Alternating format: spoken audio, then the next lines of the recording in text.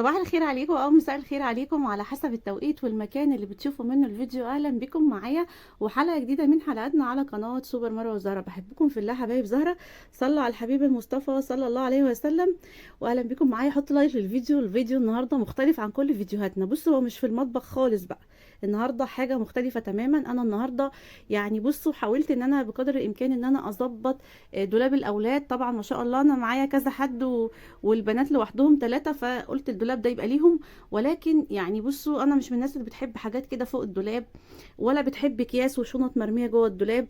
فبصراحه انهارت. طبعا اي تقسيمه دولاب موجوده في السوق بتبقى تقسيمه عشوائيه، بمعنى ان هي رفين وشماعه وشكرا على كده، او الناحيه التانية يبقى 3 رفوف وخلاص على كده.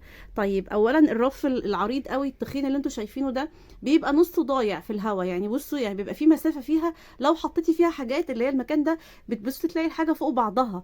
هنا برضو نفس الحكايه، الحاجه فوق بعضها، مفيش ترتيب مفيش نظام. فبصراحه قررت ان انا ازود شماعات وازود رفوف. هتبقوا معايا النهارده هتشوفوا ان انا ازاي هزود رفوف وازود شماعات.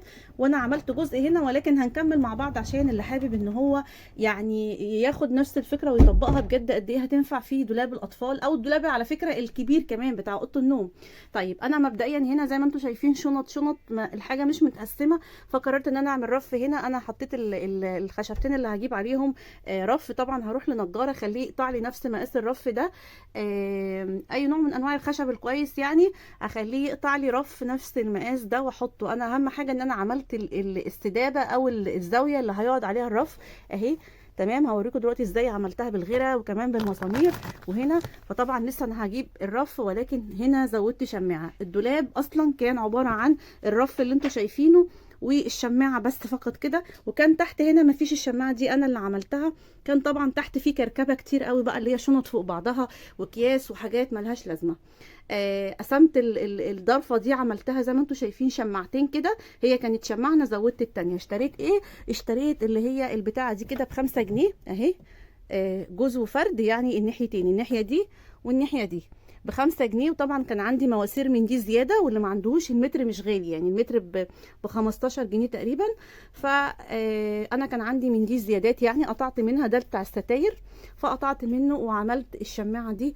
وبقى المنظر في الضرفه دي زي ما انتم شايفين هيبقى في الاخر عباره عن رفين فوق بدل رف، وهيبقى تعليقتين فوق بعض بدل تعليقه واحده. اوكي كده تمام. انا كده الجنب ده بالنسبه لي جنب الخروج بتاع الاولاد. تعالوا بقى في الرف التاني اوريكم هنعمل ايه.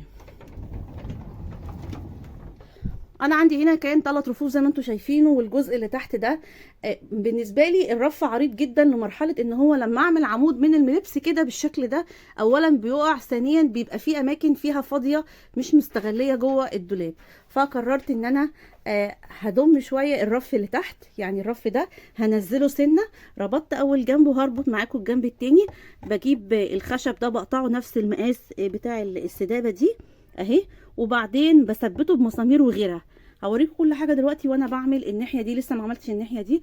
والرف ده هيتشال، الرف ده هيتشال وهينزل. طيب بعد ما انزل الرف طبعا انا مش هشيل دول، لعل وعسى حبيت ان انا ارفع الرف تاني وكمان عشان ما بوظش شكل الدولاب فخليهم مش هيفرقوا معايا في حاجه. ولكن انا هنزل الرف على ده وهركب له جنب من هنا كمان. طب انا هعمل ايه في الجزئيه دي بقى؟ هعمل هنا تعليقه تانية للبس لوجي. تمام، هعمل تعليقه لبس لوجي. يبقى البنات الكبار في الناحيه اللي هناك ولبس لوجي هنا التعليقه بتاعتها تبقى واطيه في النص على قدها. وهخلي لها هدوم البيت في المكان اللي تحت ده. يعني الرف اللي انا هحطه ده كده هيبقى هنا، هيتحط هنا هدوم البيت، والشماعه هتبقى فوقيه على طول بتاعه لبس الخروج. تعالوا بقى نشوف هنعمل ايه. بصوا حبايبي، طبعا انا باخد مقاس اللي هي السدابه دي او المكان اللي هيقعد عليه الرف ده. فباخد مقاسه وببدا ان انا اجيب من دوت يعني عمود او فرع بيتباع عند النجار او عند بتاع المسامير او الموان، بيتباع ب10 جنيه اللي هو زي ده كده نفس الحجم ده. فهجيب منه بقى اللي هو اللوح الطويل واقطع منه المسافات اللي انا عايزاها. انا هنا هقطع المقاس بتاع السدابه دي عشان اعمل زي الناحيه التانيه. وهنا بقى خدت نفس المقاس اللي انا قسته في الدولاب عشان اعمل الزاويه اللي هيقعد عليها الرف. وكمان بدل ما دقدق جبت مسمارين من اللي هما بيلفوا قلاوص كده وثبت هنا مسمار اهو تمام. وثبت هنا مسمار. طبعا المسمارين دولت هيدخلوا بقى في الخشب في جوانب الدولاب. قبل ما ادخلهم في حاجه مهمه جدا لازم نعملها، هتشوفوها معايا دلوقتي. دي كده المسمارين ثبتهم اللي هربط بيهم. تعالوا بقى دلوقتي بقى هنزل هقيس كده المسافه اللي انا هنزل بيها زي الناحيه التانية. تمام، نفس المقاس اللي نزلت بيه من الناحيه اللي احنا عملناها هنا اهو. بصوا كده، عايزه اقيس المسافه اللي زي دي عشان لما انزل. خلاص هعملها نفس المسافه هنا. خلاص كده انا نزلت بالمسافه اللي هنا اللي انا هعمل عليها الرف الجديد، وهي هنا هبدا بقى ان انا اجرح المكان ده كله. التجريح مهم جدا عشان الماده اللي هي اللي بتلمع دي، الورنيش اللي متاخد في الدولاب اصلا هيمنع الغيره يلزق معايا في الزاويه الجديده. فلازم اجرح ارجع المكان ده على النجاره البيضاء عشان الغيره يلزق معايا. خلاص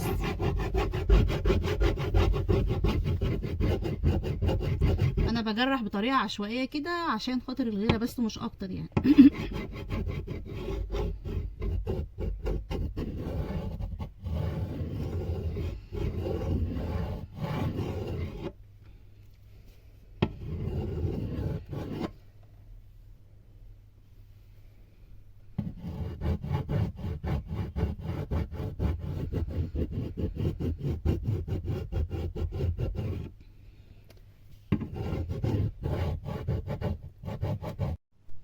بصوا بقى دلوقتي خلاص انا جرحت المكان اللي انا هعمل فيه الزاويه في الدولاب. معايا بقى الغيره، ده غيره خشب يا جماعه.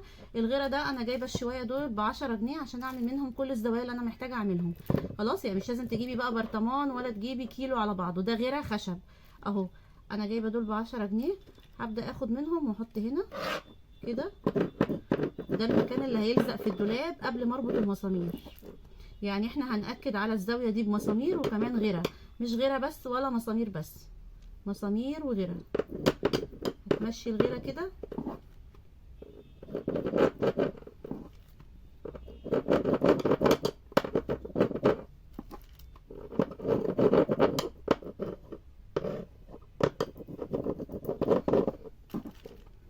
هغطي بقى المكان ده كله. تعالوا نشوف هنعمل ايه تاني. خلاص كده حطيت الغيره بتاعي على الزاويه، وكمان جرحت المكان اللي انا هلزق فيه. هبدأ بقى ان انا اثبت كده. خلي المكان ده هو اللي هنا كده اهو اهو. هربط بقى ربطه كويسه جدا لكل مسمار.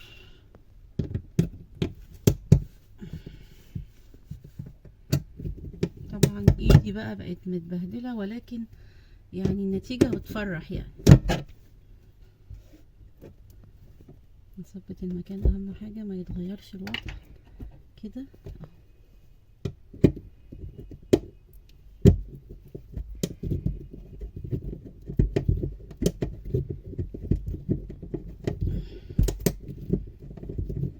اربط بقى المسمار وارجع لكم تاني. بصوا بقى حبايبي، انا جبت بقى الغيره بتاعي هو غيره الخشب اهو، وجبت خله ودان سوري، جبت اللي هي القطنه بتاعت الودان اهي، وهاخد بيها وهنزل بيها كده. تمام. انا عايزه الغيره ده ينزل من الدولاب، ينزل في المسافه اللي ما بينه وما بين الخشبه، رغم ان انا حاطه غيره ولكن برضو باكد عليه. خلاص باكد على اللزق بتاعي.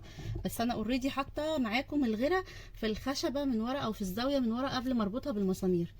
تمام. ركزوا معايا يا جماعه عشان طبعا دي احنا بنعمل حاجه امان على طول بقى، يعني مش كل يوم هتقع ونعمل غيرها، لا احنا بنعمل حاجه على طول تفضل موجوده في الدولاب صيفي شتوي. يعني بصي هتعمليها وتنسيها بقى الى ما لا نهايه يعني، وربنا يدي كل واحد طول العمر. خلاص هعمل الغيره كده وهسيبها تنشف شويه، يبقى انا كده عملت الزاويتين. تعالوا بقى نعمل التعليقه اللي هنعلق عليها، اللي هي هنعملها شماعه يعني نعمل هنا شماعه كده قصننه للبس الوجه. بصوا بقى يا جماعه، دي الزوايا او المكان اللي انا هدخل فيه الماسوره عشان اعمل التعليقه. عندي بقى كذا جزء ماسوره اهي باقيين عندي اهو، مقاسات مختلفه. فهقطع المقاس اللي انا عايزاه وبعدين ادخله في دي كده، وابدا ان انا اعمله تعليقه جوه الدولاب. دي كده بتتباع يا جماعه ب7 جنيه، الاتنين مع بعض دول ب7 جنيه. خلاص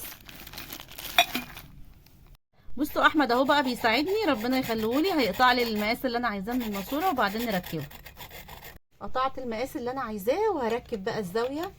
تمام هنا كده، وبعدين هثبتها في الدولاب بين 3 مسامير هنا كده، هعملها في الدولاب. تعالوا نشوف هنعملها ازاي. بصوا دلوقتي بقى هثبتها. انا لسه ما ثبتهاش طبعا، انا بس يا دوبك دخلتها كده اهي. هبدا ان انا اثبتها من هنا ومن هنا، لسه ما ربطناش المسامير. تمام اهو. هشوف بس المقاس. طبعا لازم نسيب مسافه فوق التعليقه، المقاس اللي بندخل منه الشماعه، يعني ما ينفعش اعملها فوق كده على طول، لا، لما تيجي تدخلي الشماعه كده لازم تبقى في براح هنا عشان تحطي الشماعه اللي متعلق عليها الحاجه، فمش هينفع نعملها على طول، لازم نسيب مسافه كده قيمه مثلا صباع اللي احنا بندخل فيه الشماعه. بصوا يا جماعه، انا كده ايه، بجرب ان الشماعه تخش كده براحتها اهي، ما تخبطش هنا، يعني تخش براحتها. وكمان خدوا بالكم قوي من موضوع ان انتوا لما تيجوا تعملوا المسافه هنا يبقى في مسافه للدولاب، ان الحاجه تبقى متعلقه. يعني لو انتوا عملتوا الماسوره دي بره شويه، التعليقه دي هتبقى بره كده، فهتخبط معاكم في باب الدولاب وانتوا بتقفلوا. فكل الحاجات دي تاخدوا بالكم منها وانتوا بتقفلوا عشان ما ترجعوش تفكوا تاني. تمام، يلا بينا. انا دلوقتي بقى هثبت الشماعه بتاعتي ان في براح اهو داخله لحد جوه، وفي نفس الوقت في براح من فوقيها. هبدا بقى اثبت التعليقه على كده. انا كل ده لسه ما ثبتش التعليقه، بصوا لسه ما ثبتش التعليقه، هثبتها بالمسامير. احمد بيعاني جوه الدولاب من ربط المسامير. المكان ضيق جدا يا عيني، قاعد مكموش. والله كنت عايزه انا اللي اخلصهم، بس هو كان في درس، جه لقاني عملت السدابه دي، فقال لي انا هساعدك في التعليقات اللي فوق دي. كان هو قايله له اشتري لي الزوايا وهو جاي، اللي هي الزوايا المدوره دي اللي حطينا فيها الشماعه، يجيبها لي من عند بتاع الموان او المسامير. خلاص يعني احنا ربطنا كله كده، بصوا بقت جاهزه على التعليق خلاص. هنعلق عليها بقى كل حاجه، نعلق كده بصوا اهو، كل بقى هدوم لبس لوجي. طبعا الرفين اللي فوق دولت بتوع لبس حبيبه وحنين بتاع البيت، ولا انا وريته لكم في اول الفيديو هنا، كان لبسهم بتاع الخروج، اللي هو الشماعه اللي كانت معموله اصلا في الدولاب، والشماعه التانية اللي هي اللي انا عملناها جديد. يعني احنا عملنا الشماعه الجديده اهي يا جماعه، احنا اللي عاملين دي برضه، ولا انا الفخر. بصوا بقى المنظر بقى الطف ازاي اهو. يعني التعليقتين فوق بعض حبيبه وحنين، وهنا هيبقى هنا بقى في الناحيه التانية هيبقى لوجي. بصوا هيبقى هنا لوجي. تمام. طبعا هنلغي بقى زي ما قلت لكم الرف ده، بس مش هشيلها عشان ما بوظش شكل الدولاب، هحط الرف على المكان الجديد بقى. بصوا كده تقريبا الفكره بدات توضح اهي يا جماعه. التعليقه هتبقى لحد هنا اهي، بصوا من هنا لحد هنا خلاص دول ملغيين، وهنا بقى هيبقى المكان اللي هو الرف العادي، بدل ما كان طويل قوي. بصوا كان طوله لحد فين، من تحت هنا لحد هنا. يعني اكيد دي يعني الجنب ده كان معمول لخزين، مش معمول ان هو يترتب عليه حاجات، فانا بصراحه مش محتاجاه خزين.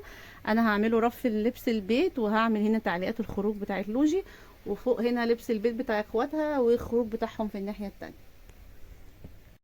اخيرا خلصت الدولاب. تعالوا بقى اقول لكم انا عملت ايه وغيرت الدولاب ازاي. بصوا كده بسم الله كده. طبعا ده الرف كان موجود طبيعي، وده الرف التاني كان موجود طبيعي. انا لعبت في الجزء اللي تحت بس اهو، عملت الشماعه اللي انتوا شايفينها دي تمام، وعملت تحتيها رف، يعني نزلت الرف شويه. خلاص هي كانت رف برضو زي الرفين اللي فوق، ولكن انا ايه، خليتها رف واطي شويه، لان هو كان عالي قوي ما كنتش بعرف اشيل فيه حاجه. زي ما قلت لكم الهدوم بتقع على بعضها. انا عملت تعليقه هنا زي ما انتم شايفين، خدت هدوم كتير قوي وتبقى متعلقه ما تتكرمش. خلاص كده. تعالوا اوريكم بقى الناحيه التانية عملت فيها ايه. الناحيه التانية كانت رف زي ما هي كده، هو نفس الرف ده في نفس المكان، ولكن انا زودت هنا الزوايا اللي هيقعد عليها رف جديد، فيبقى الجزء اللي فوق ده هيبقى رفين. طبعا لما يجي الرف التاني اي حاجه في الاكياس دي هتتفك وبعدين تترص رصه كويسه. خلاص. طيب التعليقه دي كانت موجوده في الدولاب اصلا، ولكن انا زودت تعليقه تحت، وزي ما قلت لكم انا جبت دي من الموان وعملتها، او بتاع المسامير وعملتها. بقى عندي هنا في الدولاب هيبقى هنا الدولاب رفين وتعليقتين. خلاص. وده طبعا حاجه اقتصاديه جدا جوه دولاب الاطفال.